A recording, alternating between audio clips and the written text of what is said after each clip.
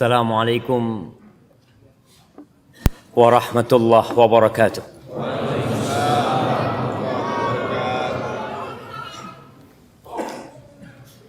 Innal hamdalillah nahmaduhu wa nasta'inuhu wa nastaghfiruh wa na'udzu billahi min shururi anfusina wa sayyiati a'malina. Man yahdihillahu فلا مضل له ومن يضلله فلا هادي له واشهد ان لا اله الا الله وحده لا شريك له. Ini kok tambah turun gini ya?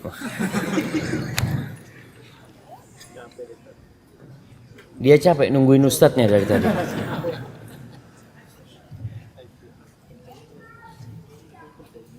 Naam. Wa asyhadu anna Muhammadan abduhu wa rasuluh wa habibuhu wa khaliluh salawatu rabbi wa salamuhu wa barakatuhu alaihi wa ala alihi wa ashabihi wa man ihtada bihudahu ila yaumiddin. Amma ba'd. Jamaah rahimakumullah. Anas bin Malik radhiyallahu ta'ala anhu khadimu Rasulillah sallallahu alaihi wasallam, pelayan Rasul SAW, yang bertahun-tahun dia hidup bersama Nabi alaihi salatu wassalam, merasakan indahnya hidup bersama Rasulullah sallallahu alaihi wasallam.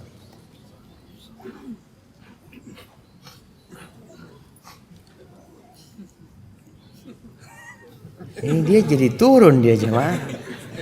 Masya Allah.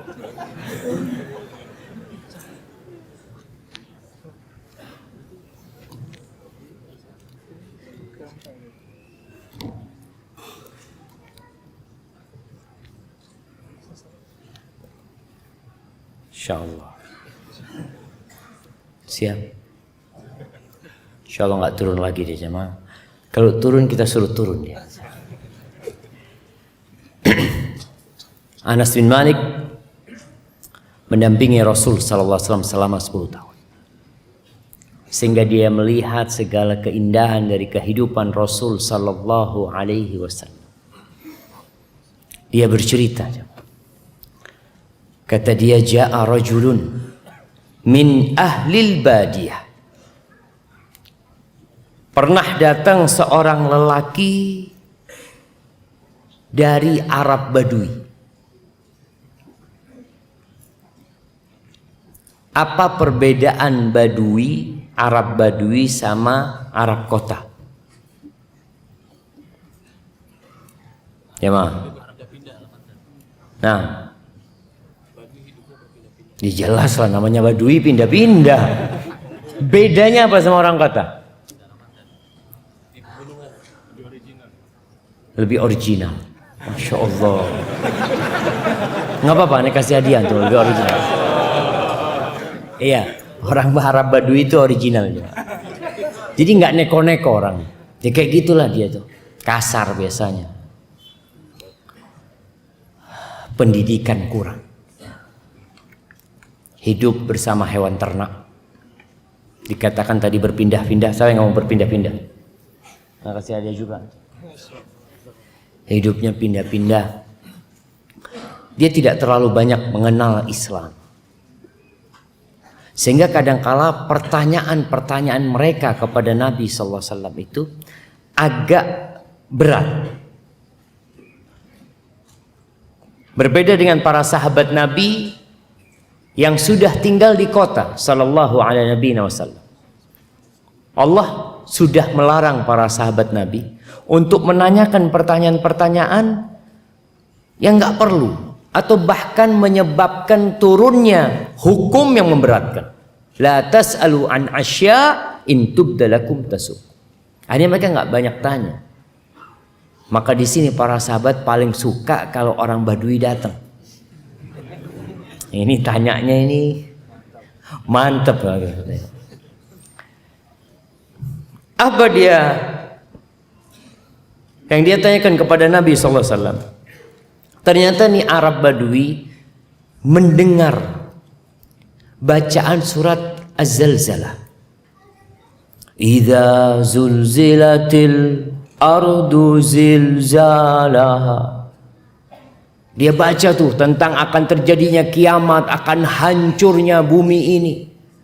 Wa akhrajatil ardu athqalaha wa qala al insanu ma laha yawma idzin tuhadditsu akhbaraha bi anna rabbaka awha laha yawma idzin yasduru an-nasu ashtatan liyuraw a'malahum faman ya'mal mithqala dzarratin khairan yara wa man ya'mal mithqala dzarratin syarran yara. Dia baca tuh ayat-ayat tentang kiamat, dia baca bagaimana menakutkannya peristiwa hancurnya alam semesta ini. Orang-orang yang hamil akan keguguran.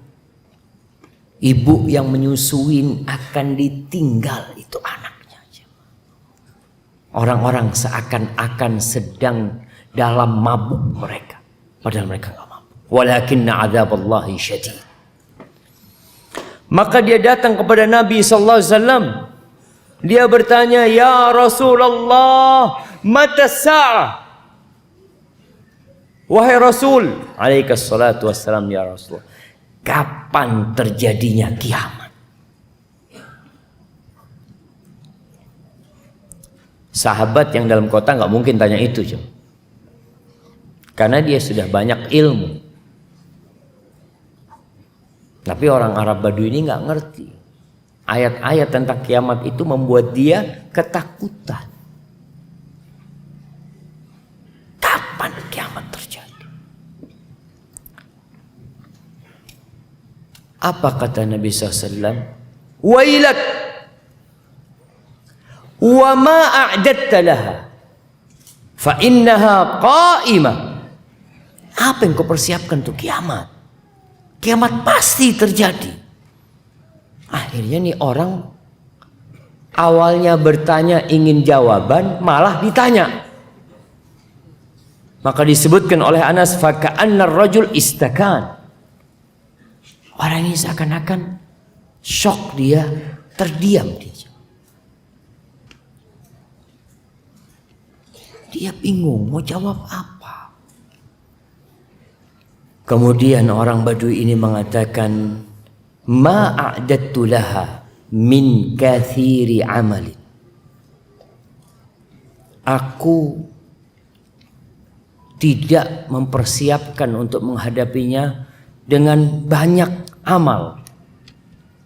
Min salatin, dari salat sunnah yang enggak, wasaumin, puasa sunnah enggak, sedekah sunnah, artinya enggak banyak dia melakukan yang sunnah-sunnah. Yang wajib jelas dia kerjakan. Dia berbicara tentang yang sunnah-sunnah, amalan sunnah. Lalu orang ini mengatakan, walakinni uhibbullaha wa rasulah. Tapi aku cinta kepada Allah dan Rasul.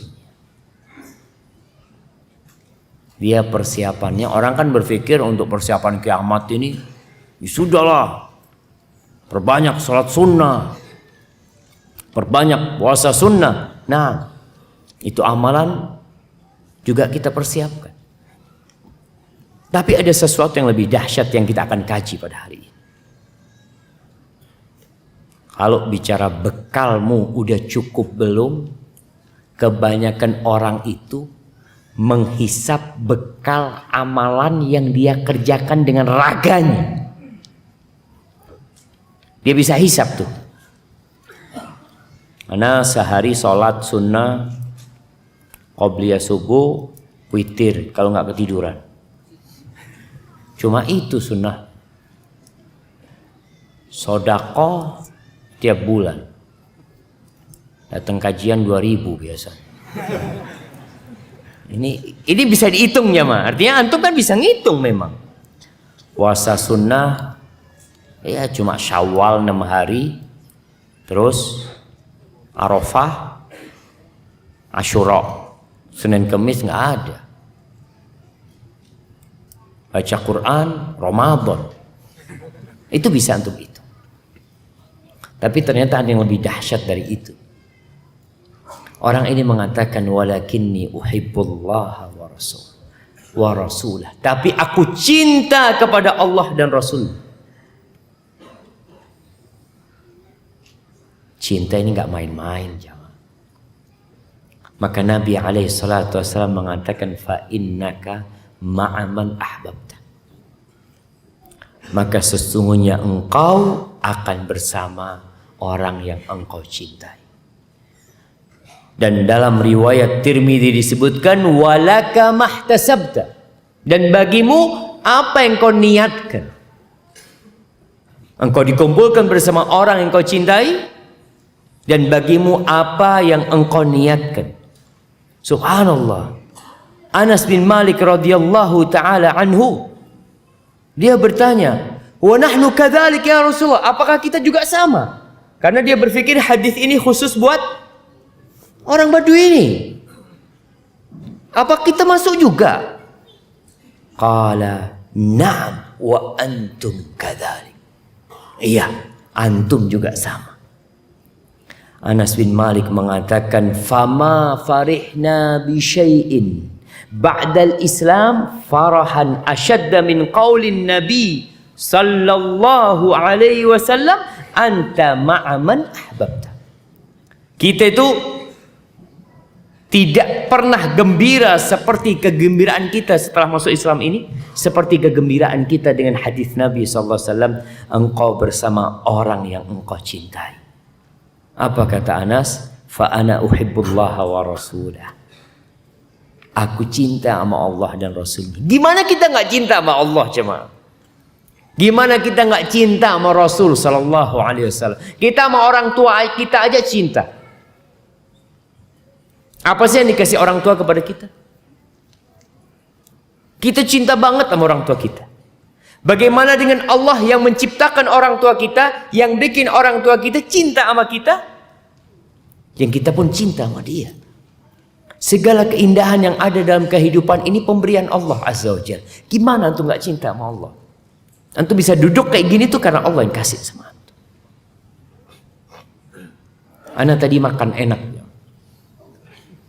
Ya, hari ini ana makan berapa kali?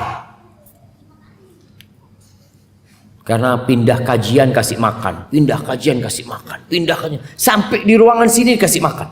Anamu ya Allah. Akhirnya ana berpikir, gimana kalau orang itu dikasih makanan gratis tapi buangnya bayar? Antum sekali ngeluarkan di toilet kencing, kalau antum suruh bayar 10 juta, bayar antum. Kalau nggak bisa nggak keluar. Kira-kira antum bayar nggak? Antum akan berpikir kayaknya anak makannya aja yang sedikit-sedikit, karena keluarnya harus bayar. Supaya antum tahu baiknya Allah sama kita. Kita itu bersyukurnya kan kalau habis makan doang. Kalau antum habis kencing, antum aduh. Kadang-kala kita seakan-akan kencing itu bukan nikmat dari Allah Subhanahu wa taala. Wallahi nikmat. Antum bisa keluar air itu nikmat. Kalau enggak antum akan operasi, berapa yang antum akan keluarkan? Kalau setiap hari antum kencing harus operasi. Maka kalau bicara cinta kepada Allah dan Rasul, gimana kita nggak cinta sama Allah dan Rasulnya? Rasulullah sallallahu alaihi wasallam yang ngajarin kita kenal sama Allah Azza wa Jalla. Kata Anas, wa Abu Bakar wa Umar, kita cinta sama Abu Bakar dan Umar. Kita berharap dikumpulkan bersama mereka, walaupun tidak bisa beramal seperti amalan mereka. Jamaah rahimakumullah, kita nih sejak lahir melakukan perjalanan panjang. Mau tidak mau, semua perlu persiapan. Apa yang dipersiapkan orang tua antum? Antum mungkin gak kebayang. Anak setelah menjadi orang tua, anak mau sekolah, anak mulai nabung. Berapa sih bayar sekolahnya? Dikatakan bayarnya sekian. Ya Allah ya. Bismillah lah. Demi anak. Kita tabung tuh duit. Kadangkala ingin membeli sesuatu yang indah buat kita ditahan. Kenapa? Persiapan buat anak. Kita tuh dipersiapkan untuk melakukan perjalanan panjang. Ibnul Jauzi mengatakan ajaban li rahilin mata wa ma tazawwada lirrihlah. Kita tuh benar-benar takjub dengan seorang pengembara, seorang yang melakukan perjalanan mati dan dia nggak bawa bekal apa-apa untuk perjalanan itu. Antum dengar ada orang melakukan pendakian gunung mati kehabisan bekal. Kenapa? Nggak siap-siap dia. Kita ini melakukan perjalanan panjang, jemaah. Ahibati fillah. Ketika perjalanan yang ditempuh 10 hari. Antum mau berangkat umroh. Berapa hari umroh biasanya? Ada paket 9 hari. Ada paket 14 hari. Ada paket 12. Masya Allah, ada yang kerja di umroh. Baik, orang tuh tahu tuh paket 14 hari sekian bayarnya. Hotelnya mau yang kayak apa tuh? Hotel bintang 5 plus atau nggak berbintang? Ya terserah antum. Artinya antum sudah tahu. Jangan sampai antum salah pilih travel, nggak berangkat. Benar jemaah. Antum mau umroh nih ikut kemarin apa? First travel. Iya. Yang 60.000 jemaahnya nggak berangkat. Siapa yang salah? Travelnya apa yang milih travelnya? Ana izin minum dulu jemaah. Ana nggak tahu yang salah yang mana jemaah. Yang salah jemaahnya ya. Ini nggak ada air minumnya jemaah. Masya Allah. Alhamdulillah. Tadi yang mengatakan yang salah jamaah, yang jelas travelnya salah, jamaahnya salah. Dia mau cari yang murah. Murah. Mungkinkah antum masuk surga murah jamaah? Ala inna sil'atallahil ghaliyah. Ala inna sil'atallah ghaliyah. Ketahuilah barang dagangan Allah ini mahal. Nggak murah. Ala inna sil'atallahil jannah. Yang Allah tawarkan ini surga. Paketnya masuk surga. Mau bayar berapa antum? Antum lihat sekarang ada haji jamaah. Haji furoda. Bayarnya itu sampai 300 juta, 400 juta. Hanya untuk di Mekah berapa hari? 20 hari, ada yang 2 pekan. Cuma 20 hari. Gimana antum mau di surga, mau tinggal di surga yang khalidina fiha abada. Selama-lamanya berapa antum mau bayar? Apa bekal yang perlu dibawa coba? Orang harus belajar tentang bekal ini. Karena kalau bicara kematian pasti sudah. Nggak ada yang hidup kekal. Nabi Muhammad SAW orang paling dicintai Allah mati. Sallallahu alaihi wasallam. Tapi beliau sudah berbekal cukup. Maka seorang yang mau melakukan perjalanan itu harus benar-benar mengukur jamaah berapa bekal yang dia harus bawa. Cukup enggak dia? Jangan sampai anak kehabisan bekal di jalan.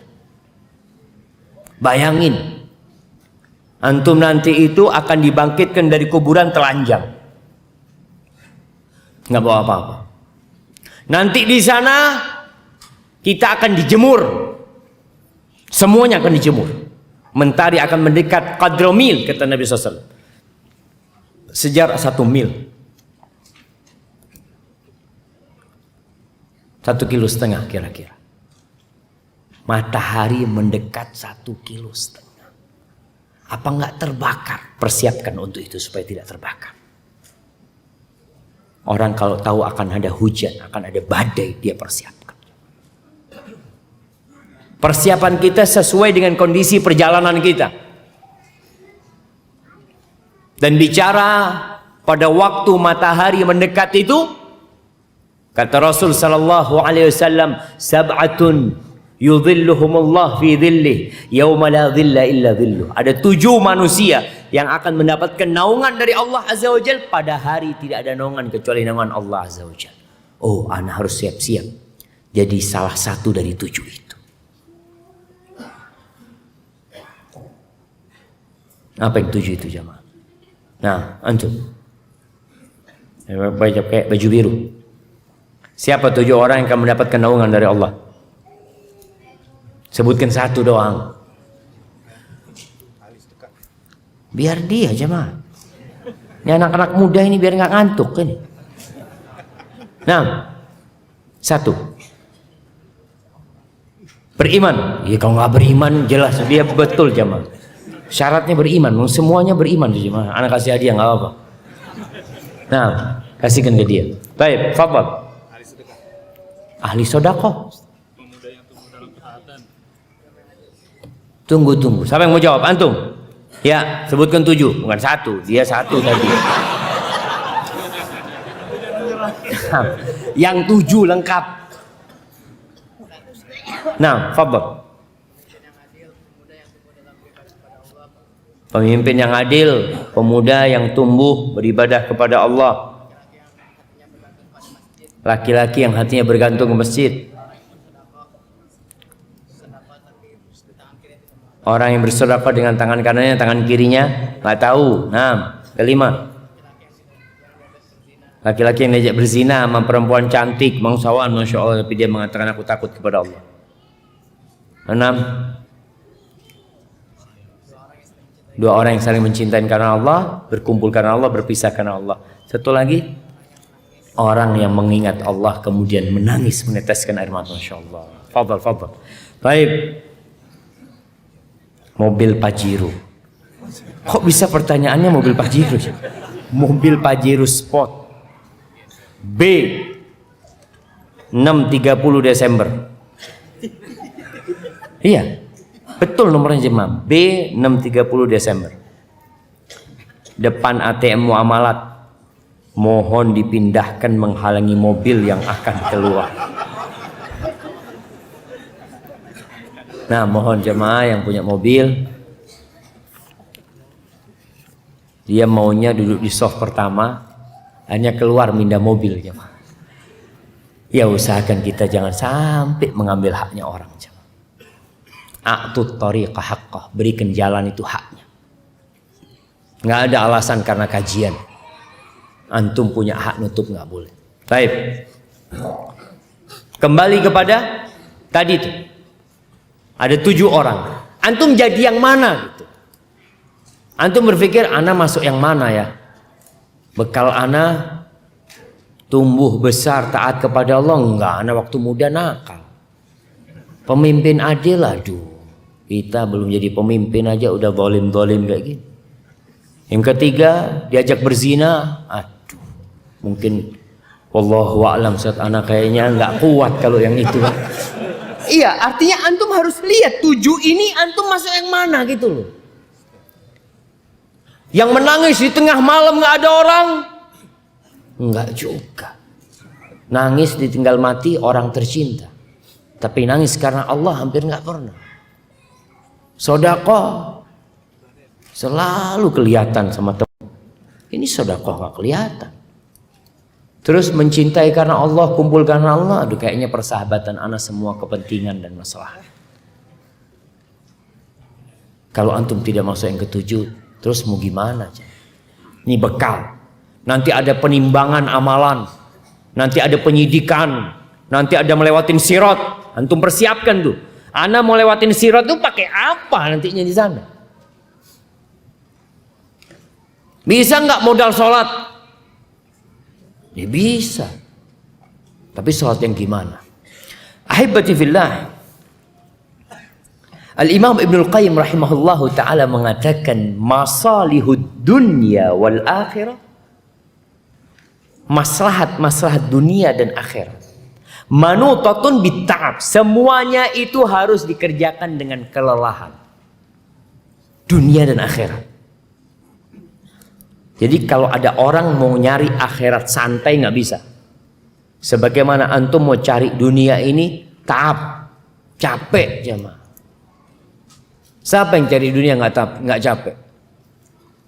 Antum pikir orang-orang kaya nggak capek? Mungkin badannya nggak capek, pikirannya capek. Orang kalau badannya capek enak tidur jemaah. Antum lihat orang badannya capek, masya Allah, duduk di masjid baru ustadznya assalamualaikum langsung. Karena badannya yang capek.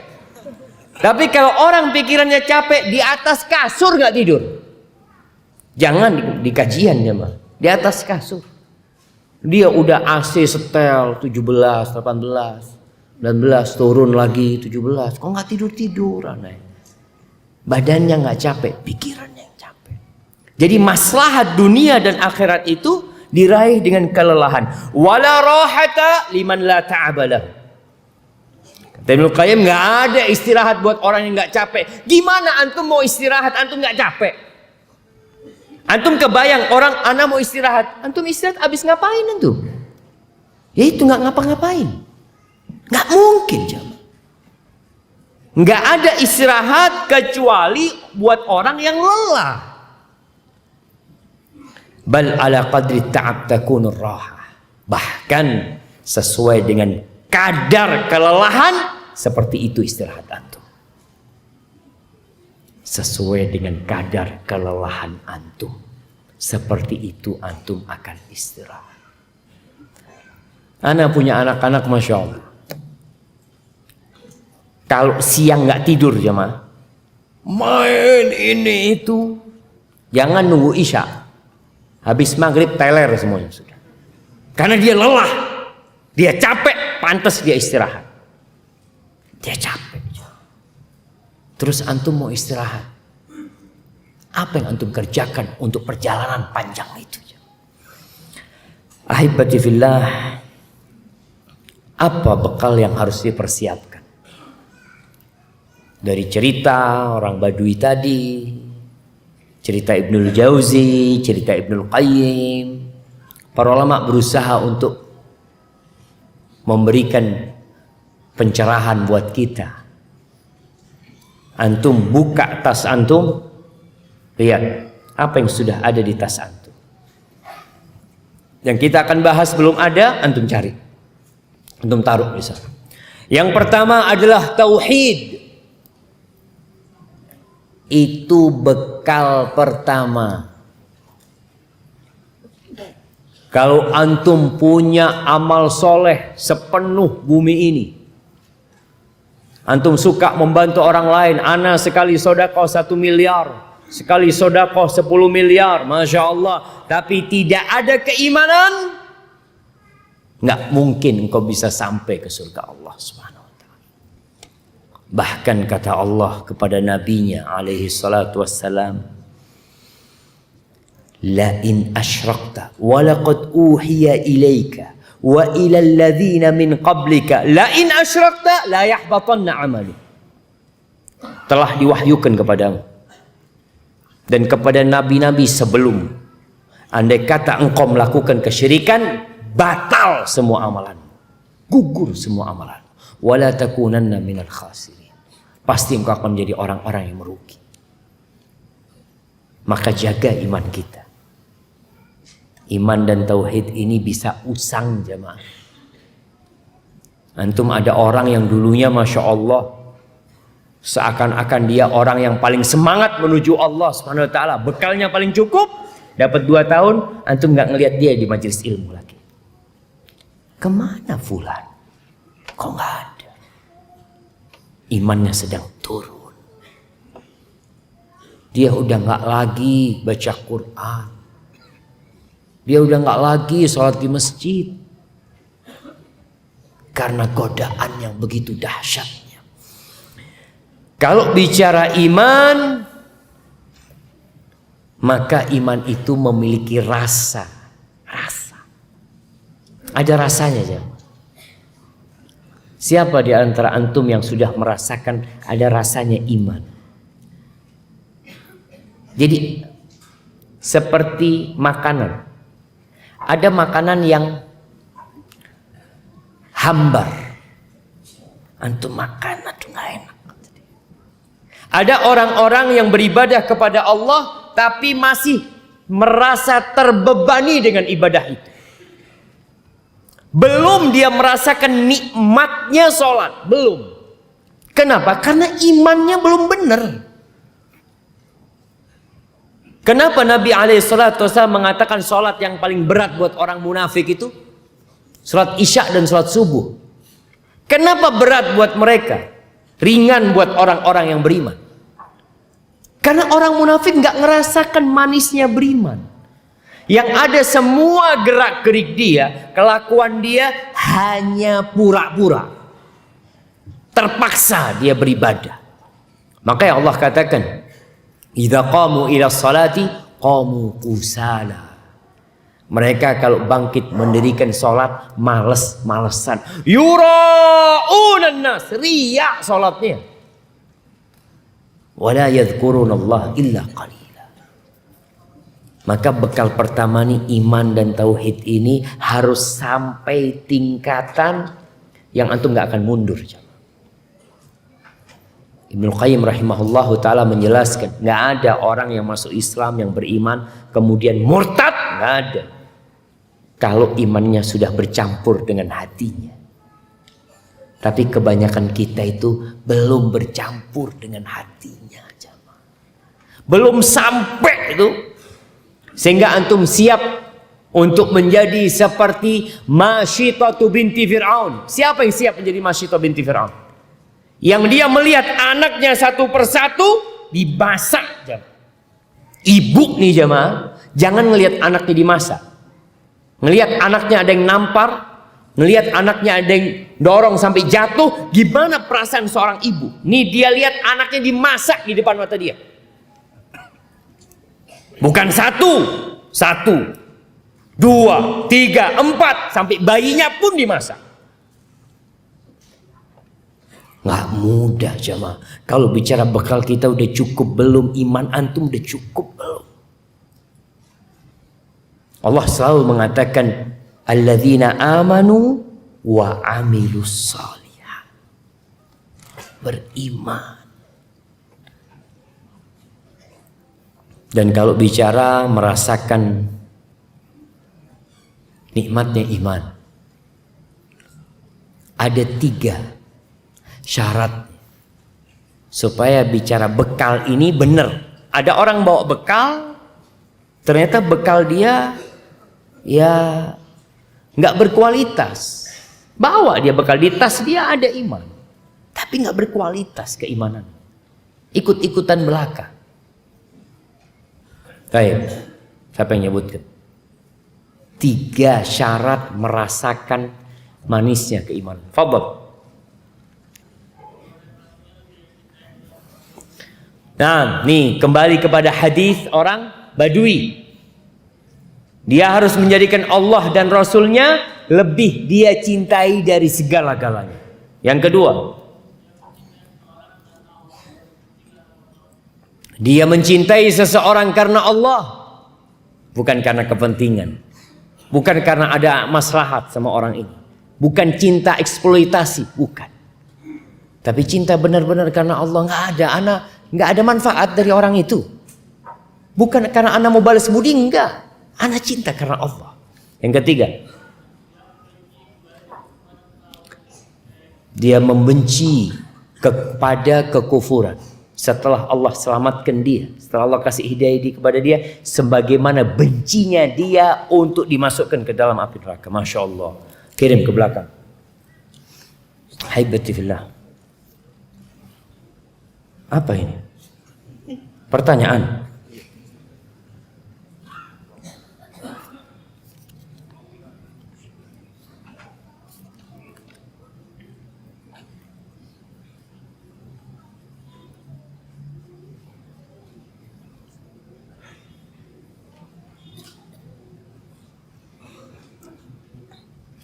Masya Allah. Coba dibaca. Gimana supaya iman kita kuat? 3 tadi itu jamaah. Masukkan dalam keimanan kita. Cinta, kembali kepada cinta.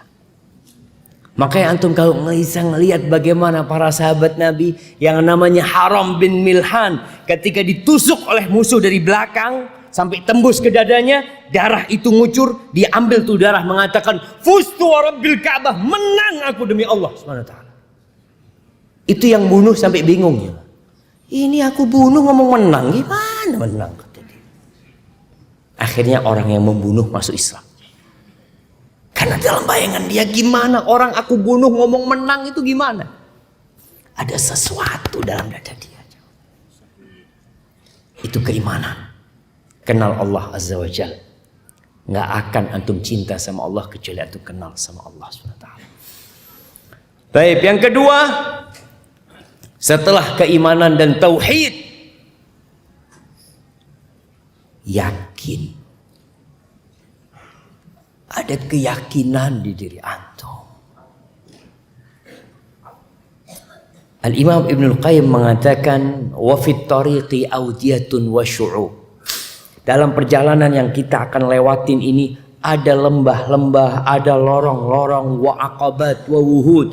Ada jalan yang mendaki, yang terjal, ada yang harus turun ke bawah, wa syuq wa ausat. Ada banyak duri-duri di sana. Ada banyak rintangan. Walususun yaqtata'irat tariq ala sa'irin. Dan ada perompak-perompak. Antum kalau dikasih tahu, anak ke Sumatera, ada beberapa jalan. Kata mereka, Ustaz, kalau maghrib nggak ada yang lewat jalan ini, Ustaz. Nggak ada. Kecuali rombongan, Ustaz. Karena ada bajing loncat. Emangnya bajing jalan kaki? Dari dulu bajing itu loncat.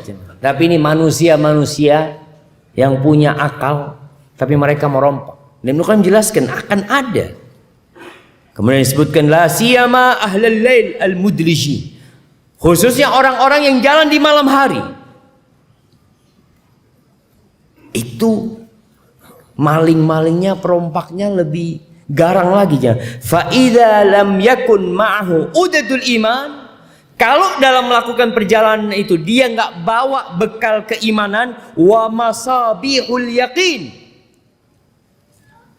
dan dia membawa misbah, lentera-lentera keyakinan, tattaqidu bizitil ikhbat, lentera yang hidup dengan minyak ketundukan kepada Allah, wa illa ta'allaqat bihim tilkal mawani.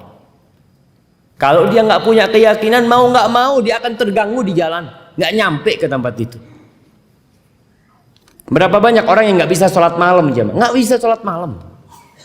Kenapa kok nggak bisa sholat malam? Main bola 2 jam sampai capek. Nonton bola jam 3 sampai subuh, masya Allah. Sholat malam nggak mampu. Apa masalahnya, jemaah? Maka Ibnu Qayyim mengatakan keyakinan ini, jemaah. Kalau kita nggak punya keyakinan, ya udah, nggak lama kita capek, lelah, males. Dan itu penyakit manusia. Tiap pagi Rasul SAW berdoa, Allahumma inni a'udzubika minal kasal. Ya Allah, aku berlindung kepadamu dari sifat malas. Ya Allah. Tiap hari. Antum yakin nggak sama Allah SWT? Yakin nggak dengan bidadari surga? Yakin nggak kalau ada sirat yang harus kita lewatin? Orang yang yakin, tadi kita sebutkan, orang yang yakin ada bajing loncat di sana, berhenti dia nggak jalan, nunggu besok, karena yakin dia. Tapi orang yang nggak tahu jalan aja, di sana dia dirampok. Lalu dia mengatakan, ya Allah, duit anak habis, semuanya diambil, mobil dikemposin. Kata orang, kamu kenapa jalan di situ? Saya nggak tahu. Makanya belajar. Nggak ada alasan antum ngomong nggak tahu. Antum mau melakukan perjalanan, subhanallah. Antum lihat orang-orang dari luar negeri itu kalau mau ke Indonesia, dia itu beli peta Indonesia dulu jamaah. Dia lihat mana destinasi yang dia akan tuju, berapa biayanya ke sana. Dia tahu di mana dia berhenti. Anak sering naik kereta dari Surabaya ke Jember. Selalu anak lihat tuh, yang namanya turis-turis itu dengan tasnya yang gede. Dia duduk di sana. Dia tunggu, nanti di Probolinggo dia turun untuk ke Bromo. Dia tahu di sini tempat turunnya, maka dia turun. Yakin dia turun. Dari sana ada turis lagi yang naik jemaah untuk melanjutkan perjalanan ke Banyuwangi atau ke Jember. Mereka lakukan itu, mereka pelajari. Keyakinan kalau nggak dibangun di atas ilmu, gimana antum akan yakin? Itu ke perjalanan seperti ini, masya Allah. Jadi kalau antum dengar ada turis yang kehabisan bekal, dia salah perhitungan, atau bekal dia dicuri orang, atau apalah. Kalau itu untuk perjalanan dunia, gimana untuk perjalanan akhirat? Antum yakin nggak bahwa saya di atas sirat itu ada kalali, ada alat-alat besi-besi pembantol jamaah, yang orang melewati sirat itu ditarik ke dalam api neraka. Antum yakin nggak kalau nanti sebelum menuju sirat itu ada kegelapan? Orang itu ketika selesai dari timbangan menuju ke sirat, Allah berikan kegelapan. Yang awalnya mereka bisa saling melihat, nggak ada lagi. Semua orang bawa cahaya masing-masing. Kullun biqadri amali. Kata Nabi SAW, semua sesuai dengan amalannya. Ada yang cahayanya seperti gunung di hadapan dia. Dia ini bersama temennya di samping, jalan bareng, yang sebelah nggak kelihatan apa-apa. Cahaya itu hanya untuk dia.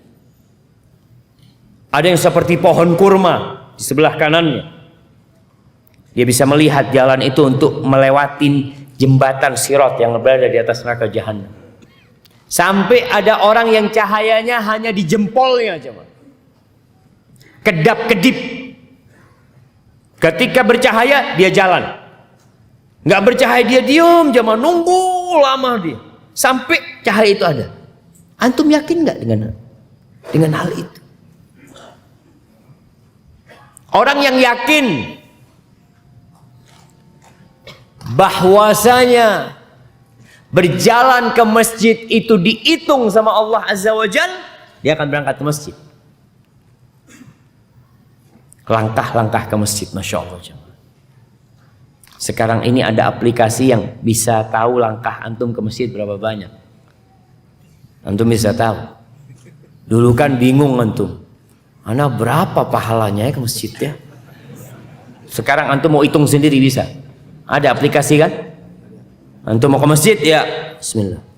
Ya Allah, kayaknya kurang jauh. Kurang jauh, cari yang jauh naik motor antum. Bukan jalan kaki. Tapi orang kalau yakin, bagaimana sahabat Nabi yakin? Ada sahabat Nabi sallallahu alaihi wasallam yang tinggal di Kuba, jemaah. Dia itu jalan kaki ke Masjid Nabawi, jauh jaraknya, 2-3 kilo. Akhirnya Nabi SAW dengar berita mereka mau pindah karena ada satu areal di sebelah masjid yang kosong. Mereka ingin pindah ke sana. Apa kata Nabi SAW? Diyarakum tuktab atharukum. Kalian tetap di kampung kalian. Langkah kalian akan ditulis. Nggak jadi pindah mereka jemaah. Karena dalam bayangan mereka kita jauh, pahalanya sama yang dekat. Ya ahsan cari yang dekat. Enggak sama. Kalian tinggal di rumah kalian akan ditulis langkahnya. Maka yang datang kajian ini, apakah sama yang tetangga masjid dengan yang jauh dari masjid? Yang paling jauh dari mana? Anda kasih hadiah. Dari Kerawang. Ada yang lebih jauh dari Kerawang ya, Ma? Mana? Lampung. Dari Lampung datang kajian ke sini, benar? Masya Allah. Masya Allah. Nggak apa-apa, kirim ke belakang sana yang Lampung. Nah, antum yang Kerawang Anda kasih. Emangnya sama yang Kerawang sama yang tetangga masjid? Antum dari mana? Bengkulu. Antum Bengkulu tinggal di sini atau gimana? Ini datang kajian ke sini. Oh, ini Bandung. Ana Jember. Astagfirullah. Wallahi sahih jemaah. Artinya keyakinan itu yang membuat orang datang. Gimana sahabat Nabi berangkat dari Madinah ke Syam jemaah. Dari Madinah ke Syam. Cuma mau tanya satu hadis terus balik jemaah. Wah, rugi setia. Apa rugi? Perjalanan dia yang panjang sebulan itu ditulis. Maka keyakinan ini yang harus ada di diri kita, yang dibangun di atas ilmu. Makanya kenapa para sahabat Nabi berlomba-lomba? Suatu hari ketika perang Uhud. Iya, perang Uhud apa perang Badar ya? Antara dua perang ini. Rasulullah SAW mengatakan, "Qumu ila jannatin arduha samawati wal ard." Kalian bangunlah, bangkit menuju surga Allah yang luasnya seluas langit dan bumi. Ini ada sahabat namanya Umair bin Hammam al-Ansari. Ya Rasulullah, jannatun arduha samawati wal ard. Surga itu luasnya seluas langit dan bumi. Kata Rasulullah, "Nah," kata dia. Bakin, kata dia. Kenapa kau ngomong kayak gitu, kata dia. Enggak, Rasulullah. Aku cuma berharap jadi penghuni surga. Apa? Kata Nabi SAW, "Anta min ahliya." Engkau termasuk penghuni surga. Oh. Gimana Umar itu jamaah? Dia langsung keluarkan beberapa butir kurma. Untuk dia makan supaya ada energi lah dalam berperang. Dalam kondisi dia makan butir kurma, dia mengatakan, "La in hayyid hatta akul hadit tamarat." Kalau aku hidup sampai menghabiskan kurma ini, itu benar-benar kehidupan yang panjang, kata dia. Dilempar itu kurma, dia lari ke dalam medan perang dan dia tewas di jalan Allah Azza wa Jalla. Apa yang menyebabkan mereka mau melakukan itu? Yakin. Kenapa ada yang sedekah 10 juta, ada yang sedekah 100 ribu? Kenapa Abu Bakar bisa bersedekah dengan semua hartanya, Umar nggak bisa seperti Abu Bakar Siddiq? Beda keimanan. Imannya Abu Bakar kalau ditimbang dengan imannya umat Nabi Muhammad SAW, lebih berat imannya Abu Bakar Siddiq radhiyallahu anhu. Ini yang perlu kita pupuk. Datang kajian. Makanya kalau datang kajian, bawa apa? Bawa buku sama pulpen. Wow, itu yang nggak yakin hafal. Kalau anak yakin bisa menghafal. Jadi anak bawa kuping doang cukup. Masya Allah. Apa benar kayak gitu jemaah? Enggak. Antum catat. Ahibati fillah. Taib, itu keyakinan. Bicara keyakinan jemaah. Seorang ulama memisalkan keyakinan ini dengan sebuah kota. Dia sebutkan, "Mathalul iman mathali baldatin laha khamsatu khusum." Permisalan keimanan itu seperti sebuah negeri yang memiliki 5 benteng. Negeri yang memiliki 5 benteng. Benteng yang pertama tercipta dari emas. Benteng terdalam. Benteng yang selanjutnya dari perak, benteng yang selanjutnya dari besi, benteng yang selanjutnya dari batu, benteng yang selanjutnya dari batu bata, dari tanah. Kata mereka, "Famazala ahlul hisin muta'ahidin." Apabila pemilik benteng itu selalu memperhatikan benteng terluar yang tercipta dari tanah, selama itu dijaga, kalau rusak dia perbaikin, musuh tidak mungkin berhasrat untuk menyerang. Gimana dia lihat? Ini kota 5 benteng. Benteng luarnya aja selalu dijaga kayak gitu. Fa'idha ahmalu, kalau mereka melihat benteng yang terluar mulai kena hujan, kena angin, mulai runtuh, maka musuh akan berusaha menyerang benteng yang selanjutnya. Kalau benteng yang selanjutnya yang terbuat dari batu itu runtuh, maka mereka akan masuk kepada benteng yang selanjutnya sampai rusak benteng yang tercipta dari besi, masuk ke benteng yang tercipta dari perak, kemudian merusak benteng yang tercipta dari emas. Benteng yang pertama jamaah, yang paling dalam, yang tadi tercipta dari emas itu disebutkan adalah al-yaqin, keyakinan. Benteng yang kedua yang tercipta dari perak itu adalah al-ikhlas, keikhlasan. Benteng yang ketiga itu yang tercipta dari besi adalah al-faraid, yang wajib-wajib. Benteng yang tercipta dari batu itu adalah an-nawafil, yang sunnah-sunnah. Dan benteng yang paling luar yang tercipta dari tanah itu al-adab, adab dan etika. Kalau antum menjaga adab dan etika antum, setan tuh susah mau masuk agar antum meninggalkan yang sunnah. Yang hanya adab dan etika dia jalanin, apalagi yang sunnah. Kalau antum ngerjain yang sunnah, setan nggak akan mau atau nggak akan bisa masuk untuk merusak yang wajib.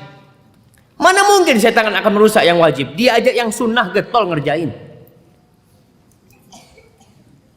Jangan sholat maghrib yang mau digodain, qobliyah ba'diyahnya nggak pernah putus tuh orang. Maka setan nggak akan bisa masuk merusak benteng kewajiban. Tapi kalau yang wajib sudah ditinggal, maka setan akan masuk menghancurkan benteng keikhlasan. Antum yang wajib ditinggal. Kadang-kadang ada orang, Ustaz, orang ini Ustaz nggak sholat 5 waktu, tapi baik orangnya Ustaz. Gimana coba? Pernah antum melihat kan? Ada orang nggak sholat tapi baik. Tuh, kalau yang wajib ditinggalkan, setan masuk ke benteng keikhlasan. Bisa jadi dia baik ria. Karena yang dikejar yang wajib udah selesai, setan udah istirahat yang wajib.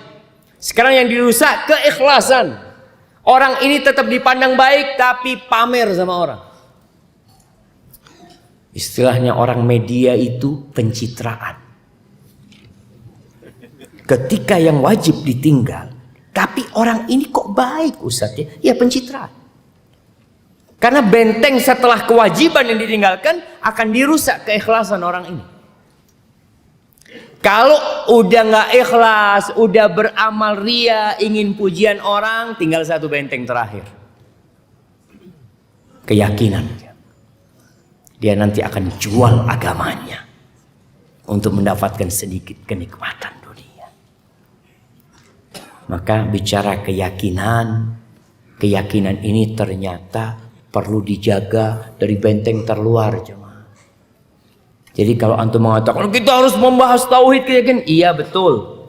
Tapi tauhid ini juga harus dijaga dengan benteng-benteng yang tadi. Jangan sampai ada di antara teman-teman yang alhamdulillah Ustaz, ana jaga tauhid Ustaz, walaupun ana nggak bayar utang. Antum nggak bayar utang, tauhid dia Ustaz. Ana ngaji kitab tauhid. Cuma bayar utang ini kan ya nantilah Allah Maha Pengampun. Ini udah nggak bener ini. Artinya belajarnya nggak sampai. Makanya kalau bekal yang pertama adalah tauhid dan keimanan, bekal yang kedua keyakinan, bekal yang ketiga adalah takwa. Takwa ini melaksanakan perintah, menjauhi larangan. Udah ada nggak antum? Tapi ingat, tetap kalau orang melaksanakan perintah dan menjauhi larangan nggak yakin, nggak ada keimanan, nggak ada gunanya. Orang-orang munafik tuh sholat, berangkat jihad, ikut perang. Orang munafik ikut perang, tapi nggak ada gunanya buat mereka. Karena amal soleh yang tidak dibangun di atas keimanan dan keyakinan kepada Allah SWT nggak ada manfaatnya.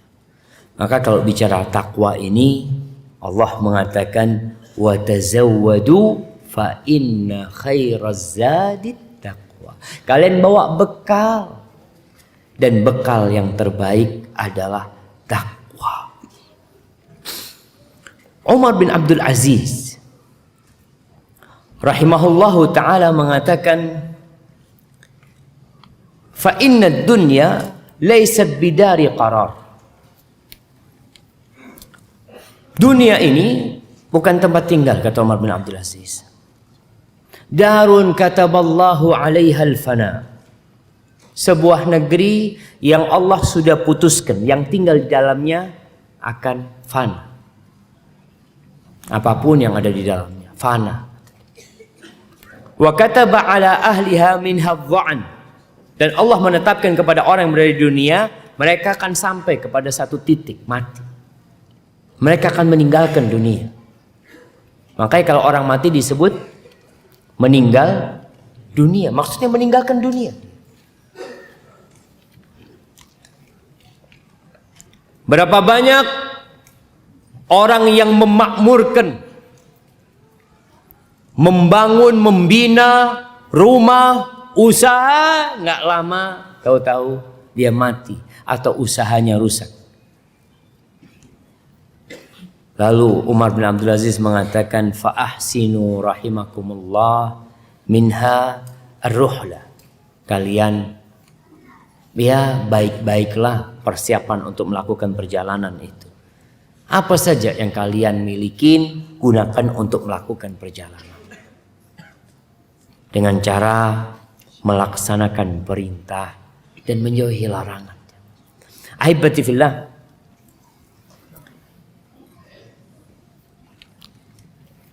Seorang tabi'in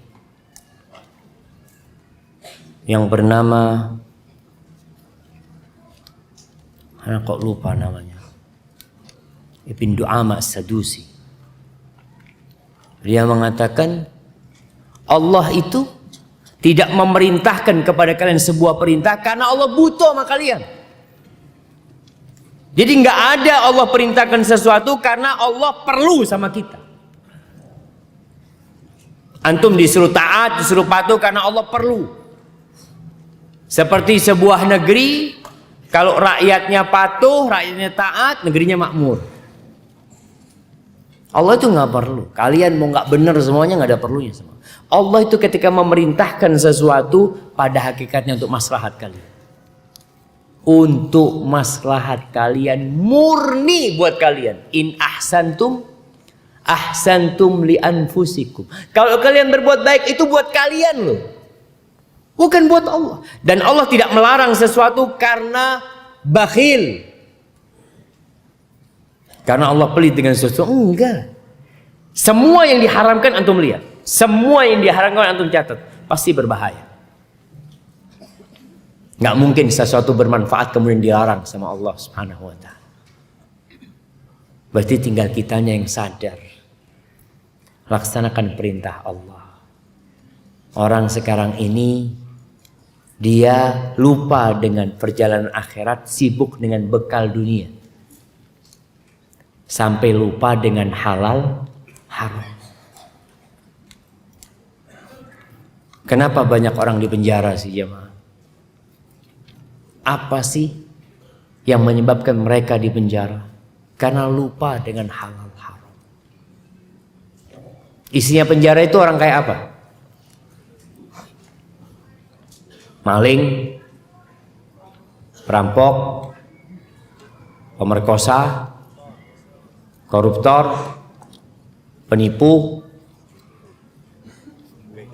begal, semuanya. Kalau antum lihat, orang-orang urusan dunia, membunuh. Kenapa mereka membunuh? Karena urusan dunia. Kalau yang ceritanya tadi kita singgung, first travel, yang membuat puluhan ribu jemaah tidak berangkat umroh, kenapa sih? Maunya dia apa? Oh enggak, saya ingin berkhidmat kepada jemaah supaya bisa beribadah di sana. Bohong. Dia pikir dunia itu akan menambah umur dia. Dia berpikir semakin kaya dia akan semakin bahagialah.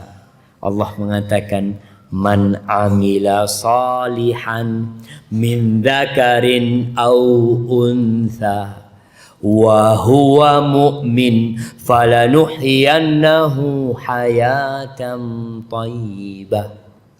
Barang siapa beramal soleh, laki-laki, wanita beramal soleh, melaksanakan perintah Allah, menjauhi larangannya, wa huwa mu'min. Syaratnya dia beriman. Jadi kalau ada orang yang mengatakan semua agama sama, mungkin nanti di surga akan ketemu tuh sama orang-orang kafir yang dia sebutkan. Enggak.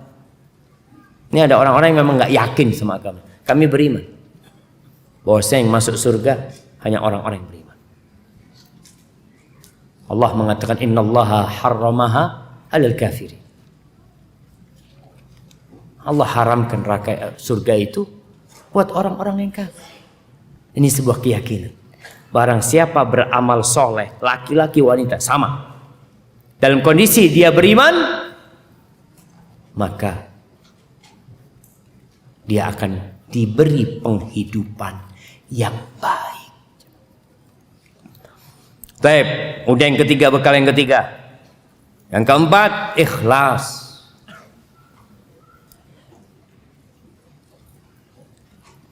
Ikhlas ini bekal yang membuat antum tidak akan lelah, jemaah.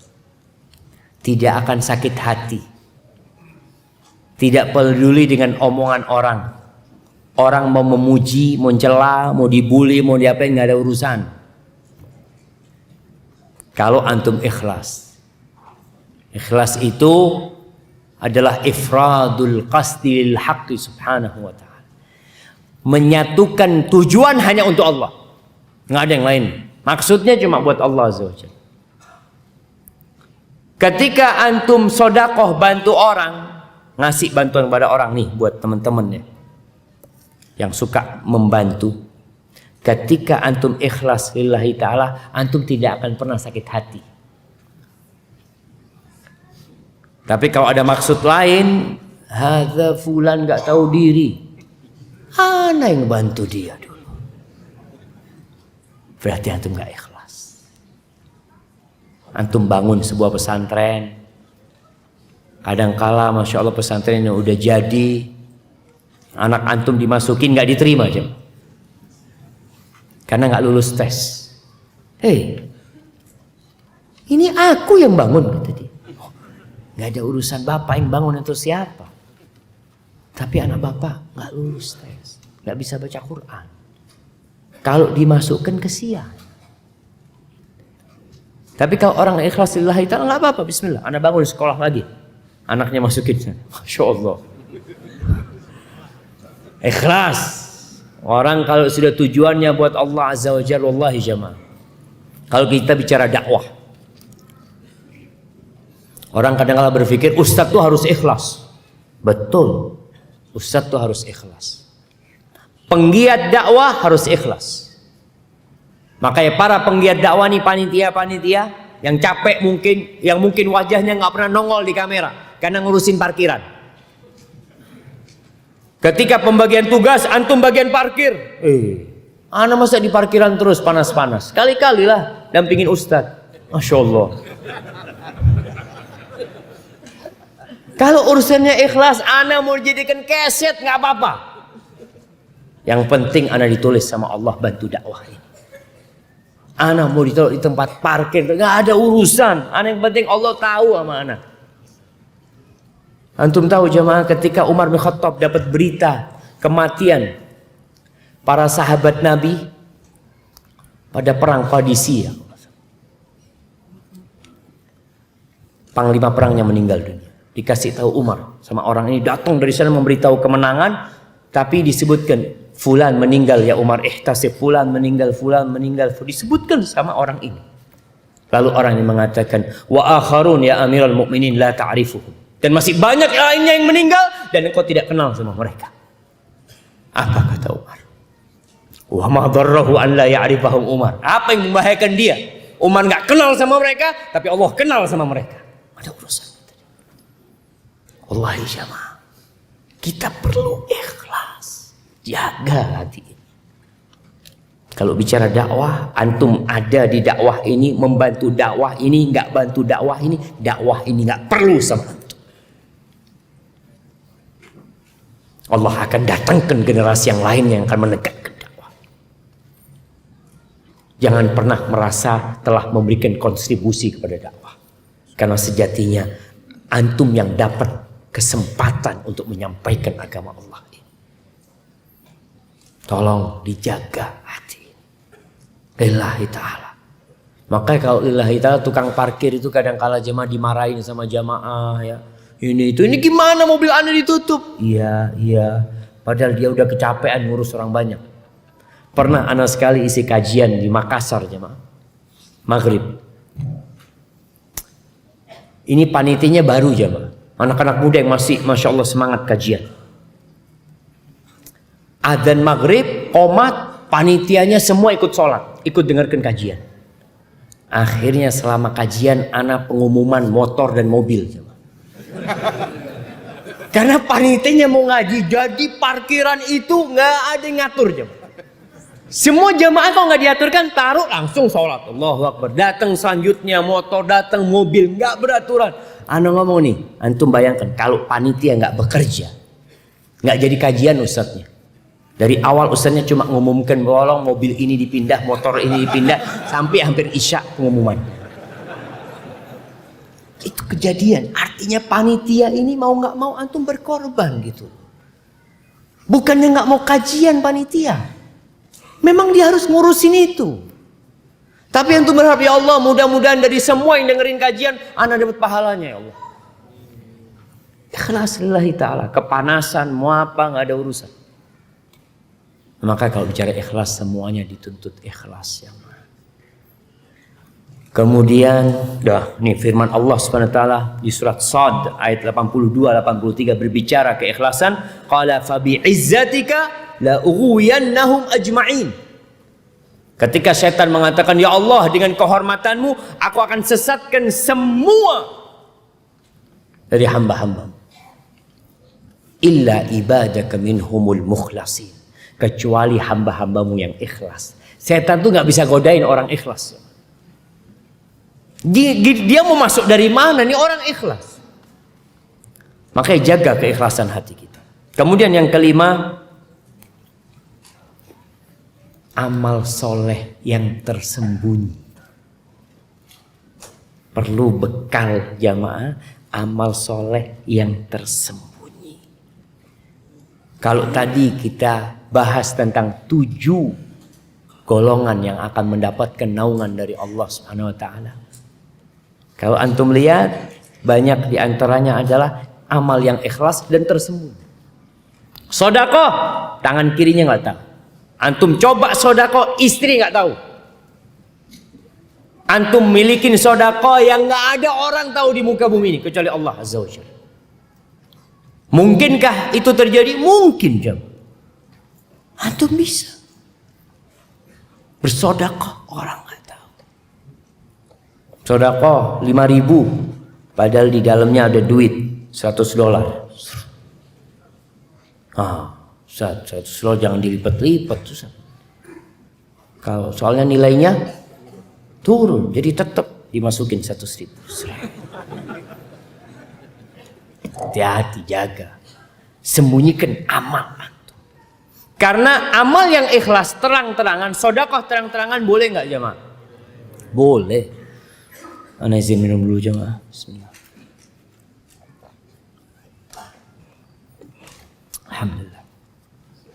Kata Allah Azza wa Jalla, in tubdus sadaqati fa ni'immahi. Kalau kalian sedekah terang-terangan itu baik. Wa in tukhfuha wa tu'tuha al-fuqara fa huwa khairul lakum. Tapi kalau kalian sembunyikan sedekah kalian dan kalian berikan kepada orang-orang fakir tanpa ada yang tahu, itu lebih baik buat kalian. Ketika amalan ikhlas tersembunyi, orang ikhlas saja setan nggak bisa godain. Gimana kalau ikhlas tersembunyi? Maka Rasul SAW menyuruh kita sholat sunnah di rumah. Nggak harus ada yang ngeliat. Antum kenapa sholat malam lebih dicintain Allah? Nggak ada yang ngelihat. Antum capek, lelah, ngantuk, istri pun kadang-kala nggak tahu. Antum sholat malam. Tapi kalau di masjid ya udah yang wajib kita lakukan di masjid. Tapi kalau antum mau sholat qobliyah ba'diyah usahakan di rumah. Puasa, masya Allah. Ada orang yang puasa bertahun-tahun, nggak ada yang tahu kalau dia puasa Senin Kemis. Tapi setan nggak akan berhenti godain antum. Akhirnya suatu hari, alhamdulillah Pak Ustadz, saya ini Senin Kemis sudah 20 tahun, Pak Ustadz. Insya Allah. Oh enggak Ustadz, saya bukan mau riya Ustadz. Enggak, saya hanya ingin menceritakan nikmat Allah kepada saya. Iya, tapi lebih baik kalau disembunyikan. Ada orang yang menceritakan hal itu benar bukan riya. Tapi kalau disembunyikan nggak ada orang tahu itu akan lebih baik. Nggak ada yang tahu sudah. Alim ulama terdahulu jamaah benar-benar tahu dengan amalan yang tersembunyi. Kadangkala ada tamunya, dia lagi baca Quran, ada tamunya masuk, Qurannya itu ditutupin sama dia. Kalau sekarang ada tamu masuk, Qurannya masih terbuka, Masya Allah. Fadal masuk, Masya Allah. Sambil melanjutkan baca Quran. Lagi ngaji? Enggak, sebentar, selesaikan ngajinya, Masya Allah. Maka hati-hati, perlu dijaga, disembunyikan, jangan ada yang tahu. Kata Nabi SAW, liyakun li ahadikum khib'un min amalin soleh. Hendaklah setiap kalian itu punya amal soleh yang tersembunyi. Ini bekal akhirat jamaah. Dan itu juga bekal untuk husnul khatimah insyaallah. Kemudian yang terakhir, yang keenam. Apa bekal yang keenam? Sabar. Sabar. Iya betul yang keenam jamaah. Rasulullah sallallahu alaihi wasallam mengatakan as-safaru qit'atun minal azab. Perjalanan itu sebagian dari siksaan. Perjalanan kita panjang. Ini perjalanan di dunia, antum mau naik pesawat, mau naik jet pribadi tetap azab. Yang namanya perjalanan qit'atun minal azab. Maka diperlukan kesabaran. Kalau antum lihat bagaimana Allah mengatakan wasta'inu bisabri wassalah. Kalian minta tolonglah dalam menghadapi apa saja dengan sabar dan sholat. Kalau antum nggak sabar jemaah, antum menghadapi istri harus sabar, menghadapi anak harus sabar, menghadapi orang tua harus sabar, menghadapi tetangga harus sabar, naik mobil perjalanan harus sabar. Di mana sabar tidak diperlukan? Diperlukan di semua tempat. Makanya ketika Allah menyebutkan tentang penghuni surga, apa kata Allah? Wajazahum bima sabaru jannatan wa harira. Allah berikan balasan kepada mereka karena kesabaran mereka. Rasulullah sallallahu alaihi wasallam 13 tahun di kota Mekah sabar. 10 tahun di kota Madinah, apa selesai sabarnya beliau? Tetap beliau harus bersabar. Nabi Musa alaihissalam hidup di istana Fir'aun, sabar. Keluar dari istana Fir'aun, ngembala kambing, sabar. Balik lagi menjadi nabi dan utusan Allah. Setelah 10 tahun mengembala kambing, menghadapi Fir'aun, sabar. Fir'aun sudah mati, tenggelam di lautan, menghadapi Bani Israel, harus sabar. Maka bersabarlah antum dalam melakukan perjalanan ini. Capek, lelah, kalau antum yakin dengan pahala, hilang kelelahan itu, hilang. Antum melihat pekerja-pekerja, oh jangan pekerja lah, tuh orang-orang yang di Jakarta macet-macet tiap hari. Kenapa mereka lakoni jemaah? Kenapa dikerjakan sama mereka? Anak kasih dia yang tahu. Nah, kenapa orang-orang bermacet ria itu tiap hari dia kerjakan? Cari nafkah. Yakin mau dapat gaji. Terpaksa. Ya, terpaksa kalau nggak yakin nggak jalan dia. Jadi yakin tuh, kasih hadiah buat yang bilang yakin. Tapi kalau yakin doang nggak sabar, pulang kampung dia. Iya. Banyak orang yang yakin, anak gaji besar di Jakarta Ustaz. Tapi capek Ustaz. Kayak budak anak itu Ustaz. Perbudakan bener-bener, pagi keluar. Tapi kalau di kampung Ustaz, Masya Allah. Habis subuh sarapan. Makan apa? Nah, Jawa Timur rawon. Makan rawon sama anak-anak orang tua. Nggak dengar suara apa-apa, Masya Allah. Tapi antum dapat apa di sana? Ya nggak dapat apa-apa sih Ustaz. Ya nggak bisa. Jamaah rahimakumullah, sebagai penutup ana akan bacakan sebuah riwayat dari Ibnu Abbas, bahwasanya Ibnu Abbas mengatakan innallaha ja'ala ad-dunya thalathata ajza. Dunia ini Allah bikin 3 bagian. Juz'an lil mu'min, satu bagian buat orang yang beriman. Wa juz'an lil munafik, dan satu bagian buat orang munafik. Wa juz'an lil kafir, dan satu bagian buat orang kafir. 3 bagian jamaah dunia ini. Isinya dunia ini mukmin, munafik, kafir. Terus mukmin ngapain di dunia ini? Fal mu'min yatazawwad. Orang beriman di dunia ini nyari bekal. Orang beriman itu di dunia, dia mau nggak mau hidup di dunia. Ngapain nanti hidup di dunia? Cari bekal.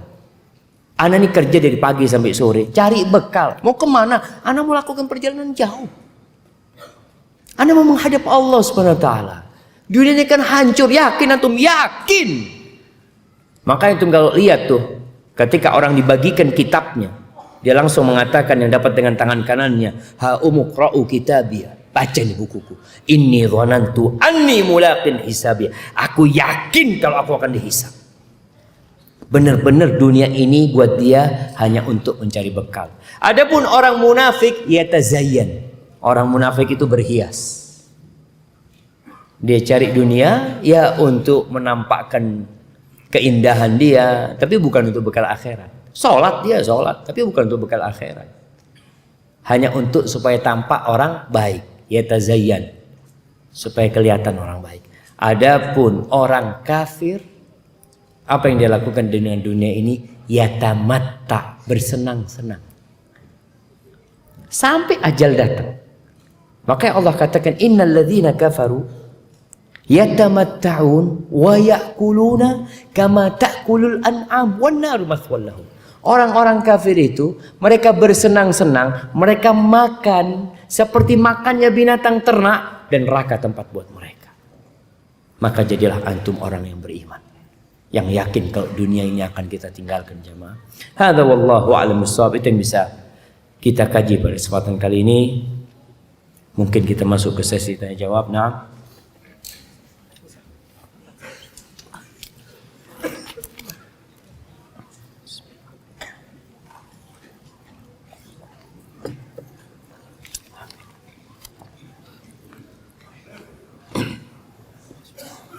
Ustadz, ana mau bertanya tentang maksud jujur kepada Allah dalam perkara iman. Dan ana mohon Ustadz yakinkanlah ana bahwasanya Allah itu Maha Pemaaf. Jujur itu artinya imannya nggak pura-pura. Imannya itu benar dia beriman. Sholatnya itu benar dia lillahi ta'ala.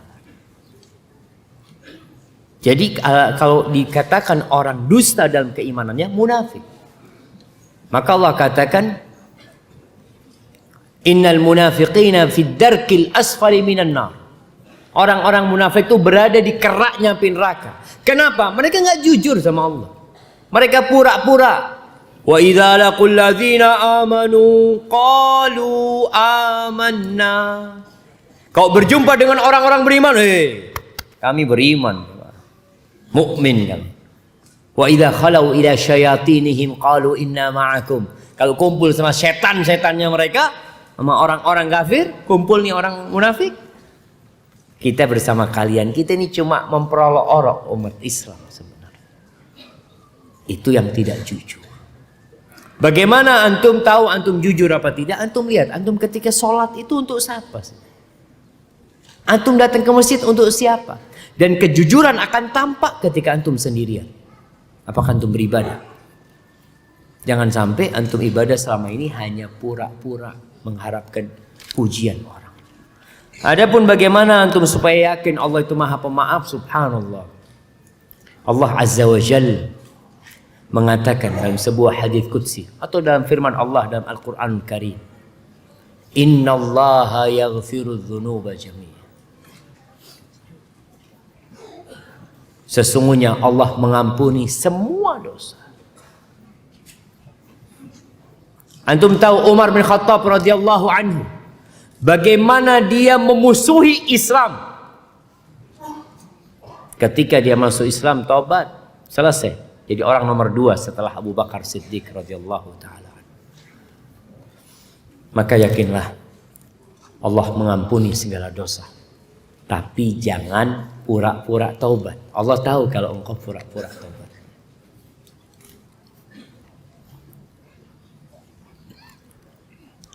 Bismillah, semoga Allah menjaga antum, sehatkan antum, dan semoga memberkahi semua yang hadir di kajian akbar ini. Amin ya rabbal alamin. Saya anak muda Ustaz yang sudah lama hijrah. Awal bulan pertama hijrah hati ini sangat tenang. Dan akhir-akhir ini anak goyang imannya Ustaz. Semenjak masuk SMA. Dan karena nafsu, anak sering bermaksiat dikala sendiri, dan ajibnya anak langsung bertaubat. Tapi itu hanya bertahan hanya beberapa hari. Ana mohon doanya Ustaz agar ana sembuh, dan ana mohon kepada jamaah untuk seluruh jamaah agar ana sembuh, dan ana mohon kepada jamaah untuk didoakan agar sembuh dari kebiasaan buruk. Jazakallah. Jamaah rahimakumullah. Siapa yang tidak berbuat dosa? Semuanya berbuat dosa. Maka disyariatkan istighfar, memohon ampun kepada Allah Azza wa Jalla. Tapi istighfar kita kadangkala itu perlu diistighfari lagi. Karena apa? Karena kita nggak serius tobat. Ketika seorang bertobat mohon ampun kepada Allah SWT, antum tahu syahwat itu hanya kenikmatan sesaat, selesai. Tuh orang-orang yang berzina, berapa jam dia merasakan syahwatnya? Sebentar. Setelah itu dia akan terbebani dengan dosa itu. Dia pulang ke rumahnya takut istrinya tahu, takut pelacurnya ini itu, akan jadi beban buat dia. Sehingga dia bertobat. Tapi nanti datang lagi syahwatnya seperti itu. Maka apa yang harus dilakukan? Tadi udah kita bahas. Bagaimana memupuk keimanan dan tauhid. Bagaimana keikhlasan. Bagaimana keyakinan kita tumbuhkan. Ketakwaan kepada Allah, keikhlasan. Antum pelajari tentang Allah. Karena kalau antum kenal sama Allah, antum akan cinta sama Allah SWT.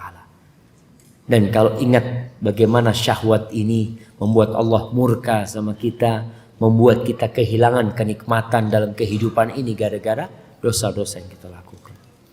Hadza wallahu a'lam bissawab.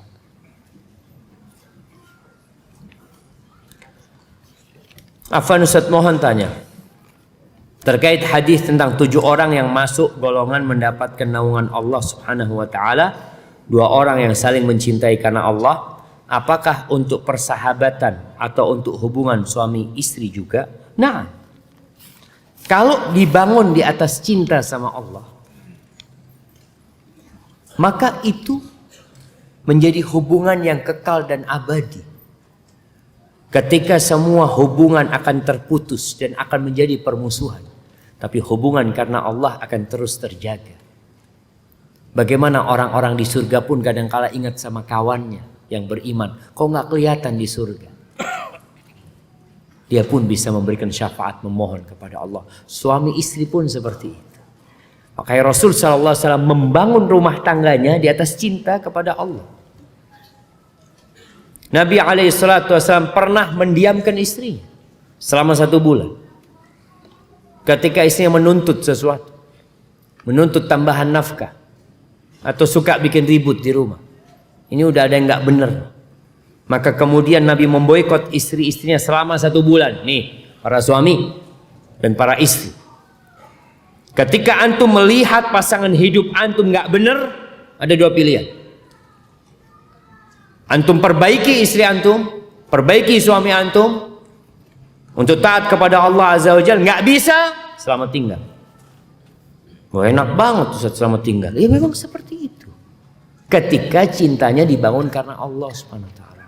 Suami korupsi, suami bawa makanan haram ke rumah, kasih nasihat, "Bang, jangan dibawa lagi yang seperti ini, Bang." Kita bisa nahan lapar, tapi nggak bisa nahan dari panasnya api neraka. Suami tetap memaksa kayak gitu, "Bang, anak gugat cerai." Nabi alaihissalatu mendudukkan istri-istrinya. Allah turunkan firman-Nya di surat Al-Ahzab ayat 28-29. Qul ya ayuhan nabiyyu qul li azwajik. Wahai Nabi, katakan kepada istri-istrimu, in kuntunna turidna al-hayatad dunya wa zinata. Kalau ambisi kalian dunia dan kenikmatannya, fata'alaina, kalian ke sini, aku kasih harta, aku kasih pasangan, selesai. Aku akan ceraikan kalian dengan perceraian yang baik, selamat tinggal. Nggak bisa kita bersama. Itu kalau suami istri dibangun di atas kecintaan kepada Allah dan Rasulnya. Wa in kuntunna turidna Allah. Tapi kalau tujuan kalian adalah Allah, Rasulnya dan kehidupan akhirat, maka Allah menyediakan buat orang-orang yang baik di antara kalian pahala yang besar. Barakallahu fikum.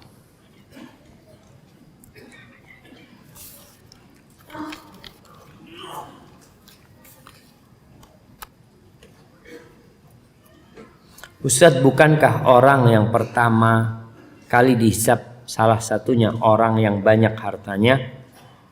Bagaimana dengan orang kaya yang masuk surga? Apakah dia akan dahulu masuk surga atau telat? Karena sebagian orang bilang bahwa orang kaya telat masuk surga karena proses hisabnya lama. Jamaah, Allah itu sari'ul hisab. Allah itu hisabnya cepat sekali. Namun memang orang kaya hartanya lebih banyak. Antum kalau ke minimarket beli barang 10 item dengan bawa barang 1 item,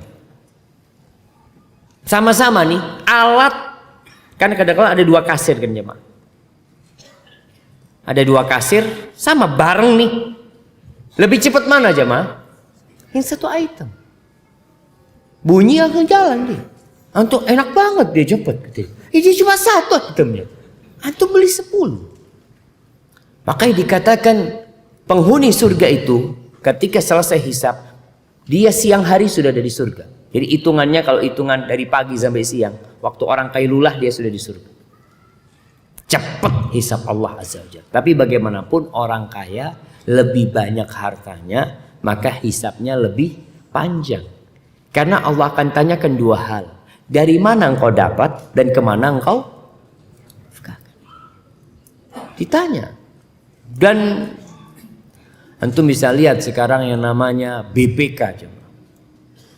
Bagaimana mereka ketika mengadakan audit, audit ditanya satu persatu. Kita akan ditanya an kulli saghiratin wa kabirah, tentang yang besar dan yang kecil. Makanya orang-orang pelaku dosa mengatakan, mali hadzal kitab la yughadiru saghiratan wala kabiratan illa ahsaha. Ini gimana nih catatan ini? Semuanya ada, kata dia. Yang besar dan yang kecil, semuanya tercatat. Iya. Nggak ada yang disisakan sama Allah SWT. Wa ma kana rabbuka nasiya, Allah nggak lupa aja. Maka kalau dikatakan orang kaya, hisabnya lebih lama. Karena memang masalahnya itu ada banyak yang perlu dipertanggungjawabkan oleh dia. Tapi orang miskin, apa sih yang dia miliki? Dia umpamanya yang dia makan, dia dapat gaji hari itu, dia makan selesai, habis ya. Tapi ada orang kaya sampai numpuk harta ya. Dia punya rumah, dia punya mobil, punya motor. Motornya 17. Buat apa punya motor 17? Nggak ada, buat dilihat-lihat katanya. Ahsan buka showroom kalau seperti itu. Jadi tiap hari ke showroom dia lihat motor ganti jamaah. Coba ada orangnya. Subhanallah.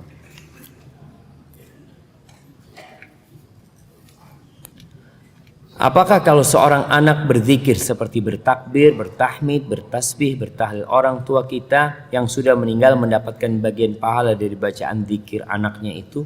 Syukran Ustaz. Jamaah rahmakumullah. Anak itu hasil karya orang tua. Kalau orang tua yang ngajarin anak ini berzikir, yang ngajarin anak ini baca Quran, yang ngajarin anak ini sholat, selama anak itu hidup, orang tua dapat pahala. Kalau orang tua ngajarin sama anak. Tapi gimana orang tua yang tidak ngajarin anak? Ada orang tua yang bangga mengatakan, alhamdulillah Ustaz, anak-anak ini pakai jilbab, anak gak pernah nyuruh Ustaz. Tahu-tahu pakai jilbab sendiri dia. Oh, dia bangga dengan kesalahan dia, jamaah. Anaknya pakai jilbab gak perlu disuruh loh. Tugasmu sebagai bapak apa? Ngajarin anaknya. Ini alhamdulillah Ustaz, sholat. Padahal anak gak pernah nyuruh sholat. Apanya? Astagfirullah jamaah. Tapi kalau istighfar, sang anak mohon doa atau berdoa memohon kepada Allah ampunan buat orang tuanya, iya, itu akan jadi pahala buat orang tuanya. Sampai ada orang tua yang masuk surga jamaah, ditaruh di tempat yang tinggi, dia sampai kebingungan. Mengatakan, anna li hadza, gimana aku bisa dapat posisi ini, gimana, kata dia. Dia tahu kullu nafsin bima kasabat rahina. Orang tuh tahu ya dengan amalan dia dia tergadaikan dengan amalannya. Dia tahu nggak mungkin kayak gini yang aku dapatkan. Balil insanu ala nafsihi basirah. Dia tahu dengan kerjaan dia selama hidupnya di muka bumi. Maka dia bertanya, ya Allah, aku kok bisa dapat kayak gini? Gimana ceritanya? Bistighfari waladika laka. Karena istighfar anakmu untukmu. Maka anak hendaklah banyak-banyak beristighfar. Rabbighfirli wali walidayya warhamhuma kama rabbayani shaghira. Dan berusaha menghafal Al-Qur'anul Karim. Karena anak yang menghafal Al-Qur'anul Karim ada sesuatu yang indah buat orang tuanya. Hadza wallahu a'lam. Saya ingin bertanya tentang hutang piutang yang tadinya berteman dekat, bahkan seperti saudara kandung, kajian bareng, belajar agama bareng, dan lain-lain. Karena ada hal tersebut beliau menghindar dan tidak ada silaturahmi lagi, bahkan menghilang begitu saja. Apa yang harus saya lakukan? Subhanallah. Itu utang jemaah. Utang itu hammun bil lail wa dhullun fin nahar. Utang itu kegalauan di malam hari, kehinaan di siang hari. Makanya sampai ada seorang yang mengatakan, kalau engkau nggak suka sama satu orang, utangin dia. Insya Allah nggak muncul lagi dia, sudah selesai sudah. Ada fulana, itu mau utang, karena kasih nih. Nggak ketemu lagi sebenarnya. Dan cara mengetahui kepribadian seseorang itu salah satunya adalah dengan uang. Jadi sebenarnya teman antum ini malu sama antum. Mungkin dia orang baik, cuma malu mau ketemu antum gara-gara punya utang. Pernah ada seorang tabi'in yang dia sakit. Dia sakit di Madinah. Dia sakit, orang-orang nggak ada yang besuk dia. Mana nih orang-orang kok nggak ada yang besuk anak, kata dia. Dia orang kaya yang suka bantu orang-orang. Dikatakan orang-orang malu membesuk karena mereka pada punya utang semua. Kata dia, semua yang punya utang sama anak halalkan. Sore hari itu sampai tangga rumahnya ambruk. Karena orang sudah nggak punya utang, nggak ada malu, nggak ada apa jemaah. Jadi sebenarnya teman antum ini malu sama antum. Maka nasihat anak, kalau bisa antum ikhlaskan. Antum katakan udah, itu nggak usah kepikiran. Dengan utang itu udah anak ikhlasin. Ada cerita salah satu temen ya, dia cerita. Ada seorang ustadz datang ke anak mau pinjam uang ustadz. Ana takut kalau ana pinjemin uang dia, nanti hubungan ana jadi buruk sama dia. Akhirnya ana kasih. Soalnya kalau dipinjemin nanti jarang ketemu sama ustadz ini. Iya, artinya ustadz itu malu, bukan nggak mau bayar, tapi malu belum bisa bayar. Tapi kalau dikasih selesai, nggak ada tanggungan apa-apa. Masya Allah, anak sama orang itu masya Allah, dia menjaga bagaimana hubungan dia supaya baik sama itu ustadz. Dia mengatakan anak nggak mau pinjemin, anak kasih. Karena tadi supaya jangan sampai yang awalnya saudara seperti saudara kandung, gara-gara utang, ya sudah selesai. Apalagi antum mampu, antum bantu. Dan pertemanan yang sebenarnya jamaah, antum kalau baca sejarah bagaimana persahabatan yang lillahi ta'ala di kalangan salafus saleh. Ada seorang nih berangkat ke rumah sahabatnya. Dia ketuk, sahabatnya nggak ada. Mana? Fulan, kata dia. Nggak ada, kalau lagi keluar, kata dia.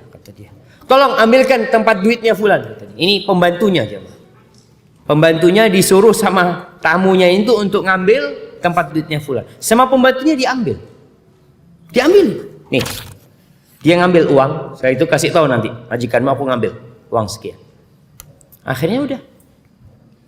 Majikannya datang.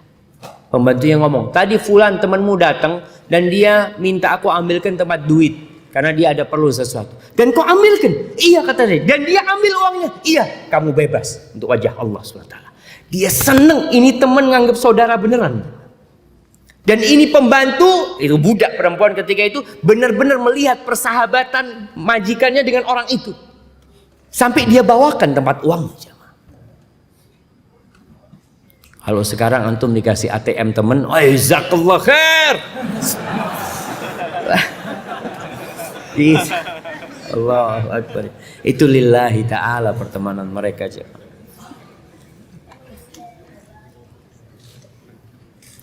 Ustaz, apabila akhwat yang menerima godaan berzina tapi menolak, apakah dia juga mendapatkan naungan di hari kiamat? Gimana kalau perempuan diajak berzina dengan laki-laki yang tampan, dengan laki-laki yang bangsawan berduit, tapi dia menolak, maka insya Allah dia juga akan mendapatkan naungan dari Allah Subhanahu wa ta'ala.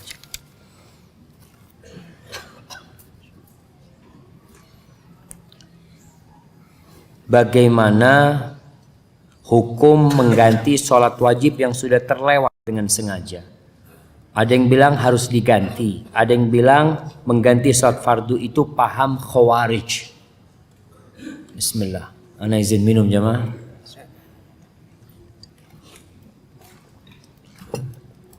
Alhamdulillah. Sholat wajib yang ditinggalkan dengan sengaja, apa yang harus dilakukan orang? Ada dua pendapat para ulama. Jumhur ulama berpendapat dia harus bertobat dan mengganti. Itu pendapat jumhur ulama. Yang pendapat khawarij, mereka itu mewajibkan kepada wanita yang datang bulan untuk mengganti sholat. Itu paham khawarij. Jadi perlu dibedakan. Yang mewajibkan mengganti sholat wajib yang ditinggalkan dengan sengaja itu madhab jumhur ulama. Tapi pendapat ulama yang lain mengatakan dia tidak wajib mengganti. Dia wajib bertobat dan memperbanyak sholat sunnah. Karena mau diganti gimana nggak akan tergantikan. Udah keluar waktunya mau diganti. Sehingga kalau bisa diganti, antum sholat duhur, nantilah anak isya aja sholatnya capek sekarang. Enggak, antum berdosa besar meninggalkan itu jamaah. Maka ada dua pendapat para ulama. Sebagian mengatakan yang lebih hati-hati itu mengganti. Melihat seperti itu. Namun, ana lihat wallahu alam yang lebih kuat, nggak bisa antum ganti. Antum harus tobat. Dan kalau antum meninggalkan sholat tahunan, itu beban harus ada di benak antum. Kalau diganti orang merasa sudah selesai kan jemaah? Udah ganti. Enggak akan pernah tergantikan. Maka antum bertobat, perbanyak amal soleh, dan takut sholatnya tidak diterima sama Allah. Itu harus ada perasaan itu.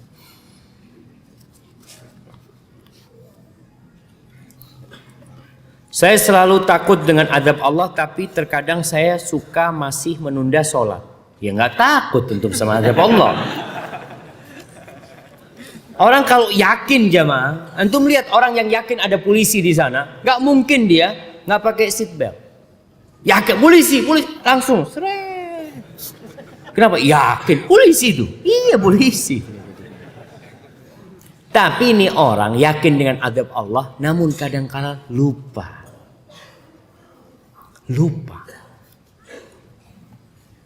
Kenapa Nabi Adam terusir dari surga? Kenapa?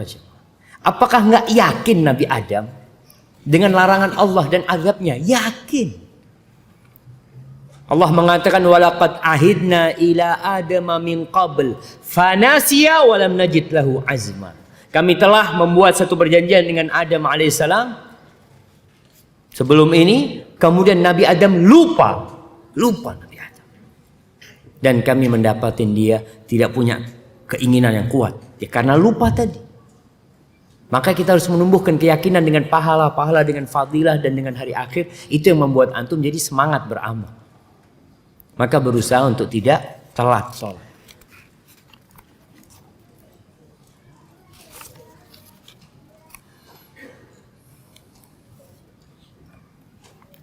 Nah, ana bekerja di BUMN, memutuskan resign, tapi ibu tidak mendukung. Suami sangat mendukung ana resign. Mohon tips dan doanya agar ana istiqomah tanpa ketakutan akan rezeki.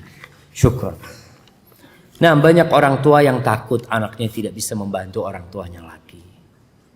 Seorang wanita yang sudah bersuami, maka dia wajib taat dan patuh kepada suami. Selama perintah suami tidak bertentangan dengan perintah Allah Azza wa Jalla. Taat. Suami mengatakan, udah istriku, kamu berhenti kerja. Kamu ngurusin anak-anak, aku yang tanggung jawab. Kadangkala orang tua marah-marah.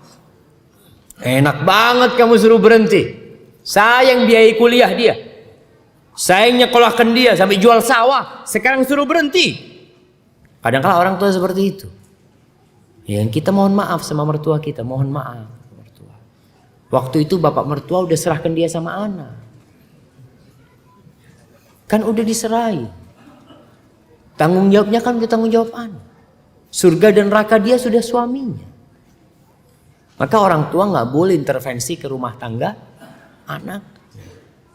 Dia sudah dapat pahala. Artinya orang tua yang mendidik anaknya berharap pahala dari Allah.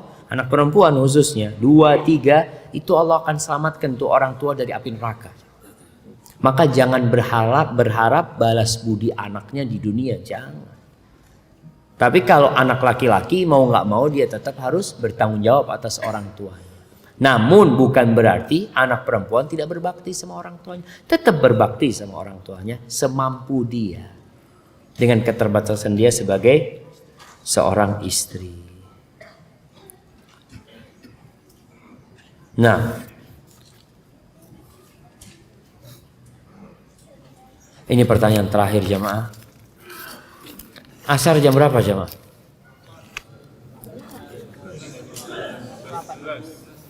3:11 Nah, mana rasa ini pertanyaan terakhir?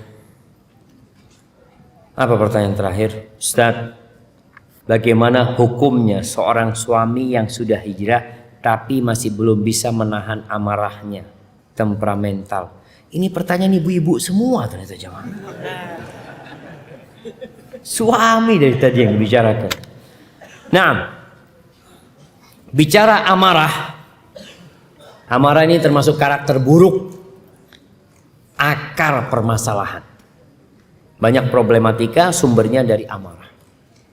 Makanya Rasul sallallahu alaihi wasallam ketika ada sahabat datang meminta nasihat, ya Rasulullah, ausini, wahai Rasulullah berikan wasiat kepadaku. Apa kata Nabi SAW? La taghdab, jangan marah. Dia berpikir masa cuma jangan marah. Dia minta, ya Rasulullah ausini, kasih wasiat lagi buat aku. Nabi mengatakan la taghdab, jangan marah. La taghdab walakal jannah. Kau jangan marah, kamu masuk surga. Selesai sudah. Penghuni surga itu nggak suka marah. Tapi gimana sekarang nih suami menghadapi suami suka marah? Istri kan bingung. Yang perlu ditanyakan kepada istri, kenapa suami marah? Mau nggak mau nih suami mungkin karakternya pemarah. Berarti harus diperbaikin. Diperlukan proses perbaikan. Mobil rusak kadang-kala 2-3 hari baru keluar bengkel. Nih suami yang rusak, mungkin beberapa karakternya berapa hari di bengkel. Kadang-kala sampai mati nggak bener-bener. Kenapa? Tukang bengkelnya, mekaniknya nggak pinter. Siapa mekaniknya? Teknisinya siapa? Istri. Istri nih tahu. Oh nih suami pemarah. Apa yang menyebabkan dia marah? Sandalnya kesingsal. Istri kan tahu. Oh masalahnya sandal. Gimana sang istri beli sandal 2 lusin? Suami marah-marah, mana sandal ini? Pakai yang baru bang. Oh iya, syukron. Nggak jadi dia marah. Besok sandalnya hilang. Kadang-kadang kan anak-anak main di rumah, nendang sandal bapaknya buat sepak bola apa. Nih suami mau ke masjid, sandalnya hilang lagi. Ya Allah kata dia. Istri bang, yang baru lagi bang. Insya Allah. Dibenerin nih suaminya.